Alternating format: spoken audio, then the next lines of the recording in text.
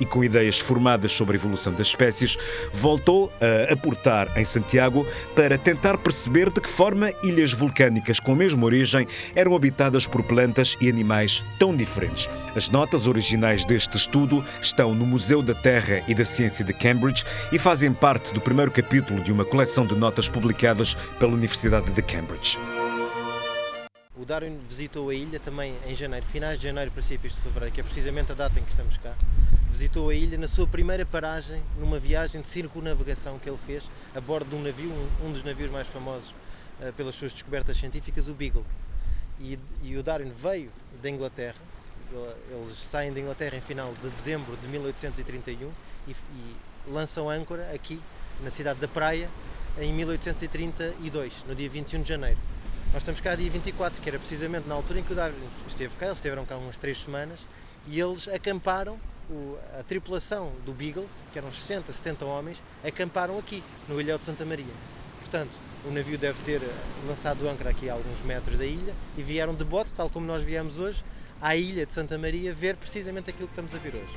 O propósito desta missão foi revisitar o mesmo ponto onde Darwin desembarcou há quase 200 anos e levar os estudantes a conferir pessoalmente in loco até que ponto as descrições feitas por Darwin coincidem com o ambiente que se pode encontrar hoje no Ilhéu de Santa Maria, na cidade da Praia.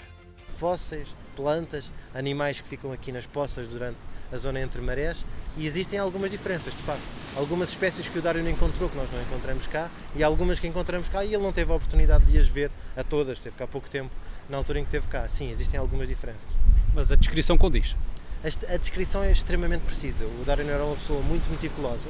Naquela altura, estamos a falar de um jovem com 22 anos, que sai da Inglaterra sem conhecer praticamente nada fora da Inglaterra, e a primeira paragem que ele faz é precisamente em Cabo Verde, ao fim de 3 semanas no mar. E a descrição que ele faz, quer da geologia, quer da biologia, quer até dos locais, das pessoas que cá viviam, é muito precisa e corresponde àquilo que encontramos hoje em dia no que diz respeito à natureza e corresponde às descrições da altura da população e do modo de viver aqui em Cabo Verde. A nossa equipa de exploradores registou com agrado que houve espécies que se mantiveram fiéis às descrições de Darwin e aparentemente não sofreram quaisquer mutações durante esse período. A única ave que ele encontrou cá com cores garridas é a chamada passarinha, que hoje em dia nós vemos aí, a voar, não é? Que de facto é uma ave predadora, portanto não tinha que se preocupar muito com o facto de alguém a querer caçar, mas como ela é o caçador, tem as cores, tem a cabeça branca, as asas azuis e o bico cor de laranja comprido. E ele fala mesmo desta ave.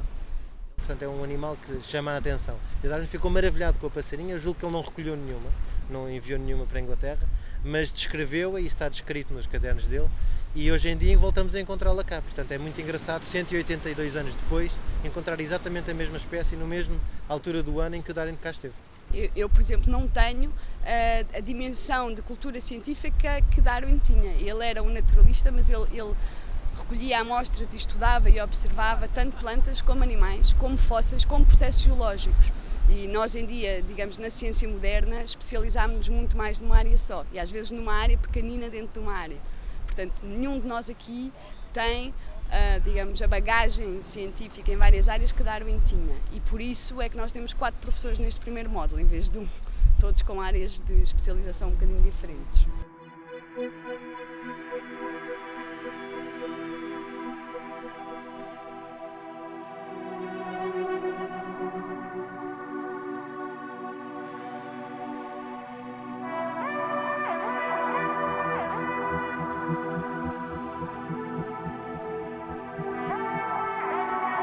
O interesse de um paleobiólogo, de um paleontólogo, é compreender como é que ao longo do tempo, de poucas espécies se originaram tantas e como é que elas se diversificaram, porque é que umas se extinguiram. A maior parte das espécies, mais de 99% das espécies que alguma vez habitaram o planeta Terra, estão mortas, estão extintas, e muitas delas fossilizaram.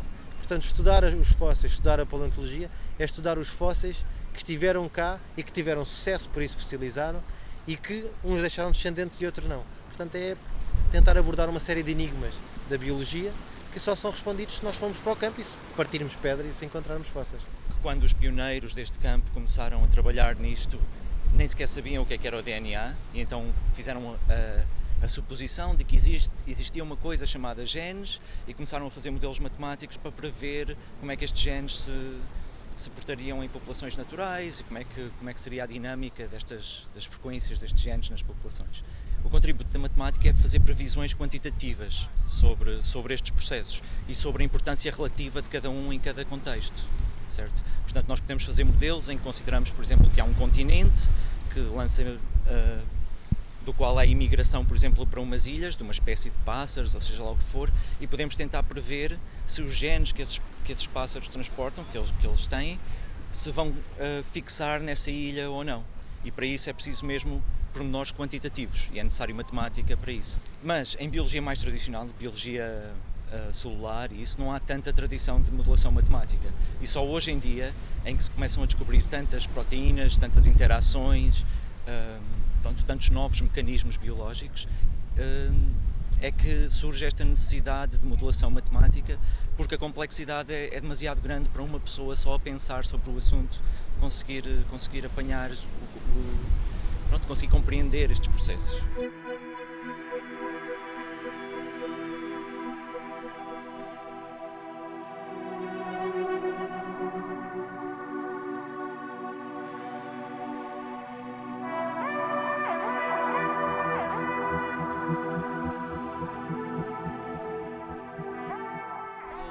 Dou aulas em Lisboa há bastantes anos e já dei aulas noutros sítios na Europa.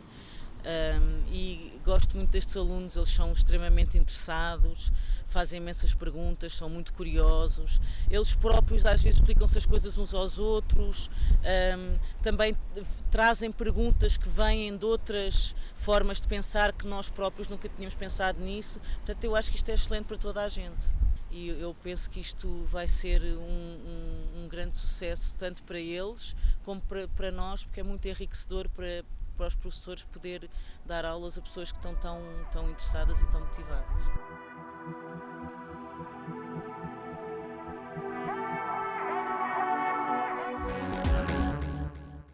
Tem sido uma experiência muito enriquecedora. Foi a primeira vez que eu estive em Cabo Verde e a primeira vez que eu estive a lecionar para alunos da África especificamente, e achei que o programa só tem tudo para ganhar, só tem tudo para vencer. Estamos a falar de um grupo de estudantes que têm uma grande vontade de aprender, e para nós não há nada melhor para professores do que ter pessoas que querem aprender. E isso foi algo que foi a minha experiência há 20 anos atrás, num programa de doutoramento muito parecido com este, que foi feito em Portugal, onde havia pouca ciência em Portugal, e a ideia era mesmo mobilizar a ciência para Portugal. E a ideia está a ser feita aqui em África, com os vários países da língua oficial portuguesa, em Cabo Verde, e para nós foi uma grande satisfação participar neste programa. Nasceu no país que a ciência já existe, não é? A Holanda já temos já há muitos anos a ciência tem um nível muito elevado, mas quando chegou em Portugal estava numa onda de desenvolvimento de ciência, que as pessoas que trabalham na ciência fazem parte deste crescimento, e acho que isto nos países que têm quase nada de ciência, o que tem que acontecer primeiro, tem que entrar as pessoas que vão mesmo fazer esta mudança. E acho que estes estudantes que temos aqui nesta semana, que nós vimos por uma semana, têm mesmo esta capacidade, porque são muito espertos e são têm jeito para mesmo aprender e mudar as coisas. E se esta amostra que nós temos destes estudantes for representativa do resto dos estudantes que existem, não tenho qualquer tipo de dúvida que a massa crítica e as pessoas dispostas a fazer esta ciência não vão ter dificuldade em encontrar. Já agora uma curiosidade, quais são as condições que faltam para se poder fazer investigação a sério em Cabo Verde, nomeadamente na sua área? Na minha área, nós estamos baseados em muito equipamento técnico, precisamos de grandes equipamentos que são caros, mas não é só o equipamento técnico, é também um suporte, uma estrutura de suporte em que as várias companhias estejam relacionadas e que façam manutenção e que se possa pedir para comprar coisas rapidamente. E como eu dizia, em Portugal isto também não era muito fácil na altura quando eu saí de Portugal, mas agora está a começar e já é possível fazê-lo. Não há ainda grande equipamento como microscopia de última ponta, porque a ciência realmente baseia-se em coisas de última ponta. Mas também eu não tenho a certeza que se é isso que vai acontecer nos países de língua oficial portuguesa em África. Se calhar vão fazer ciência um bocadinho diferente daquela que nós fazemos em Portugal. Isso é para eles decidirem. Os cientistas têm oportunidade para entrar nos níveis diferentes no país, não só nos laboratórios, mas também em outros níveis que estão em posição para mudar as coisas e mudar a mentalidade das pessoas no país. A ciência que já está feito, tens nos livros de texto que já estão lá, eles só habituar a ler a eles e saber quais são as coisas que já estão lá na ciência. O que é que nós estamos a ensinar a eles é mesmo para criar a ciência própria deles, para mesmo pensar quais são as perguntas no futuro que tem que perguntar. E acho que eles ficaram um bocadinho admirados com isto, que eles têm mesmo a possibilidade para perguntar novas perguntas nas áreas de ciência que ninguém, o conhecimento não está lá. Aqui no Cabo Verde, mas no mundo inteiro, não temos o conhecimento em algumas áreas de biologia e eles têm a possibilidade para entrar lá. Não faz diferença que estás no Cabo Verde, ou Portugal, ou Holanda, ou Estados Unidos. Em cada lugar tens aquela oportunidade para perguntar aquelas perguntas e vai avançar para apanhar este conhecimento. Eu aprendi tanto como os tantos e eu gosto sempre de aprender, pelo que voltarei aqui sempre que me quiserem aqui.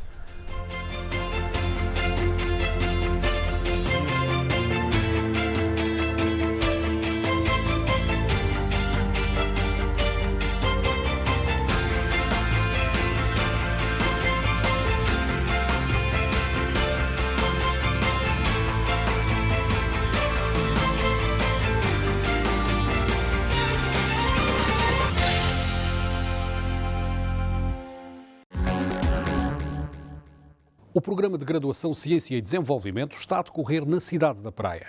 Pelo que contamos apresentar nas próximas edições do programa mais informações sobre o decurso das atividades do PGCD. É tudo por hoje. Estaremos de volta na próxima edição com o Pulsar da Ciência e da Inovação e mais um tema de interesse do mundo académico cabo-verdiano. Até lá, fique bem.